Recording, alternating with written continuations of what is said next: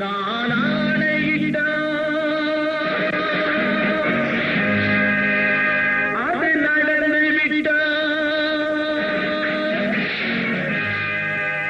நான் ஆணையிட்டால் அது நடந்து விட்டால், இங்கு ஏழைகள் வேதனை படமாட்டார். உயிர் உள்ளவரை ஒரு துன்பமில்லை, அவர் கண்ணீர் கடலிலே விழமாட்டார், அவர் கண்ணீர் கடலிலே விழமாட்டார். ஒரு தவறு செய்தால் அதை தெரிந்து செய்தால் அவன் தேவன் என்றாலும் விடமாட்டேன்.